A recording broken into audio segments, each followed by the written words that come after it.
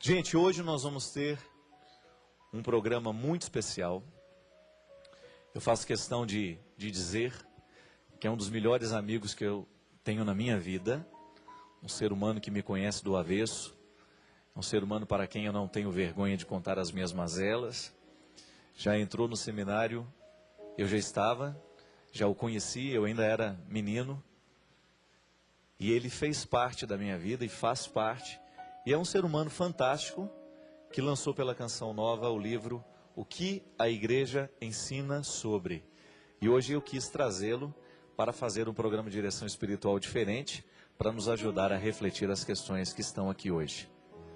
Com vocês, meu grande amigo, Padre Mário Marcelo Coelho.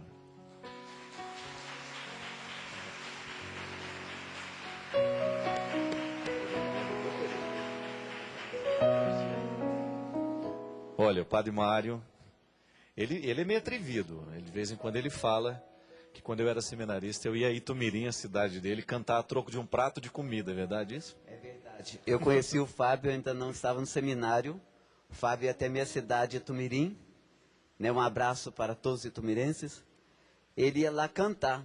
E era em troca de um prato de comida. A gente tinha que dar comida para eles cantarem. Né? Mentira. Ele que, na verdade, ele levava os seminaristas de Lavras para abrilhantar a celebração, como ele falava. Pois fazia um prato de macarrão, uma bacia de macarrão desse com carne moída, sabe? Ficava por isso mesmo. Servia aquilo como almoço. Era salpicão. Tratava a gente mal o dia inteiro. Padre Mário, me fala uma coisa. Aqui a gente recebe no programa de direção espiritual, eu sei que você acompanha também, você sabe, nós recebemos muitas questões ligadas à questão moral. E você é mestre em teologia moral, né?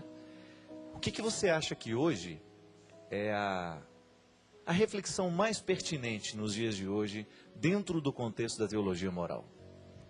Sabe, Fábio, é interessante. Em primeiro lugar, você falou que acompanha o seu programa, e eu vejo as perguntas, né, as pessoas sempre buscando um sentido para a vida dela. Um sentido para a sua existência, para a pessoa, o que ela faz, o que ela busca na vida dela. E a moral hoje, ela parte também disso um pouco, né? O sentido, o valor da pessoa humana. Quem é a pessoa? Como ela está sendo valorizada hoje? O que nós consideramos na pessoa hoje? Veja, a pessoa hoje está muito depreciada. O ser humano está muito depreciado. Sabe, você vê tantas notícias aí. Pais que matam filhos, filhos que matam pais. É namorado que sequestra a namorada. São homicídios. É a vida que está sendo depreciada. Então a teologia moral, ela busca isso. Valorizar a vida, resgatar a vida. Nós somos pessoas, merecemos ser respeitados em nossa dignidade como pessoa. Eis que buscamos. Claro que a teologia moral trata de tudo aquilo que agride a pessoa. Aí a igreja se posiciona contra. Né? É interessante que às vezes o nosso discurso, né, sobretudo o discurso moral, ele parece ser um discurso de restrições. E não, né? O grande problema é que às vezes a mídia pega a restrição. Outro dia, vai ao ar, dia 21 de novembro, eu participei de um programa na TV Gazeta, e a Amanda, uma menina muito inteligente, ela tem um programa chamado Papo de Amigos. E ela falou assim, padre, por que a igreja é contra a camisinha? Por que a igreja é contra o aborto, né? E aí ela até me perguntou assim, o que o senhor acha disso? Eu até brinquei com ela, eu não acho nada, né? Porque a partir do momento que eu tenho que falar como padre, eu tenho que dizer o que a igreja diz. Eu não tenho o direito de achar. Eu tenho o direito até de ter uma reflexão particular, pessoal, a respeito de um ou outro assunto, mas eu não tenho o direito de falar em nome da igreja aquilo que é opinião pessoal. Eu prefiro ficar dentro do meu contexto. Como é que você acha, padre, que hoje é possível a gente falar dessas restrições, mas mostrando o aspecto positivo dela? É interessante que é justamente isso. As pessoas me perguntam muito, por que a igreja é contra isso, contra aquilo? Parece que a igreja veio para ser do contra. A igreja não é... Eu sempre digo, padre, a igreja não é contra nada. A igreja, ela é a favor da vida. A igreja defende a vida. O próprio Cristo diz, eu vim para que todos tenham vida e a tenham abundância. Isso abrange toda pessoa. Claro que tudo aquilo que agride a vida, a igreja se posiciona. Ela se manifesta contrária, mas não porque ela seja simplesmente do contra. Mas hoje nós devemos falar de uma forma mais positiva da vida. Descobrir um jeito diferente de falar disso, jeito diferente de falar. valorizar a vida, valorizar as pessoas, sabe, resgatar a dignidade do ser humano, sabe, eu começar a falar bem do outro, outro falar bem de mim, tudo isso vai ajudando a resgatar a vida, nós vamos valorizando a pessoa. Nós ficamos muito no negativo, depreciamos a pessoa, aí vai a pessoa mesmo, implantamos aí uma cultura de morte. Né? Às vezes nós vivemos, o Papa João Paulo II falava, estamos vivendo hoje uma cultura de morte, estão se matando por causa de um tênis, e estão depreciando, destruindo a vida. Não, nós temos é que buscar uma forma positiva de falar da vida, falar bem da vida, resgatar a dignidade da pessoa humana. É um pouco a proposta do livro, padre, traduzir de maneira mais simples, positiva, né? Foi lançado quando esse livro? Esse livro foi lançado, meses, né? Foi por ocasião da campanha aliás, da eu não fraternidade. ganhei ainda, não, Eu não tive a oportunidade de receber o presente, né? Eu sabia que ele ainda ia cobrar. Toda obra minha que sai, eu mando, presenteio, né? Mas esse ainda não recebi, não. Mas eu não gosto de cobrar nada, não, sabe? Né? Se eu tiver que falar, eu falo pessoalmente com a pessoa depois em particular. Eu sei que... O Fábio, de vez em quando... Desculpa, né? Não chamar... o padre Fábio, de vez em quando, fala mal de mim por aí, né? Falei. Uma vez eu falei mal de você aqui. Você falou que eu não dormi, para eu dormir tinha que desligar... Tinha que apagar a luz do sacrário, senão você ainda quer conversar com alguém.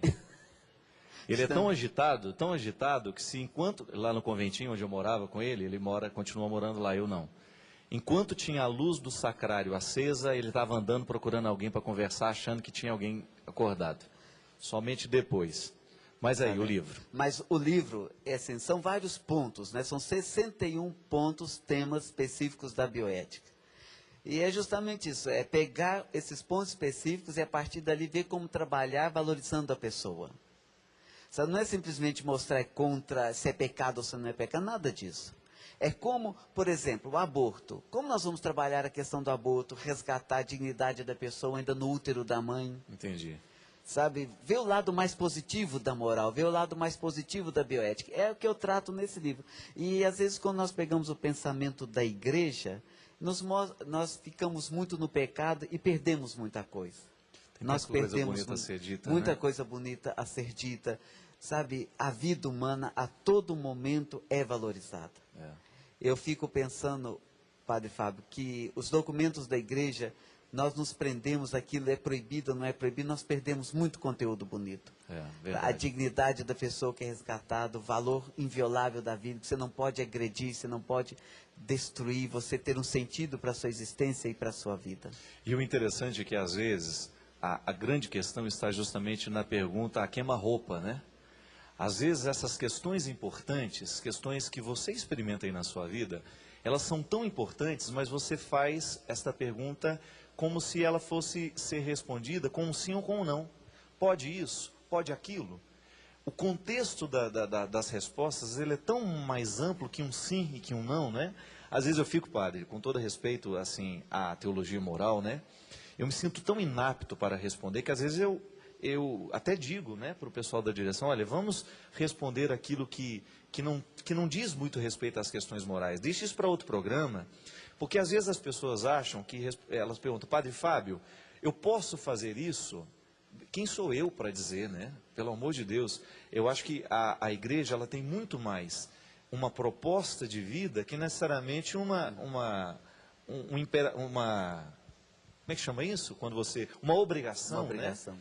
Nós não podemos compreender o contexto do religioso como uma série de imposições. Eu acho que a gente empobrece demais a religião quando a gente limita o discurso religioso a pode, não pode, sim ou não. E às vezes as pessoas querem o sim ou não, é porque elas não querem reflexão, né? É verdade. Hoje, Padre Fábio, quando nós falamos de uma moral renovada, é interessante porque se no passado a moral perguntava assim, o que você fez e quantas vezes você fez, hoje a pergunta é outra. Quem é você?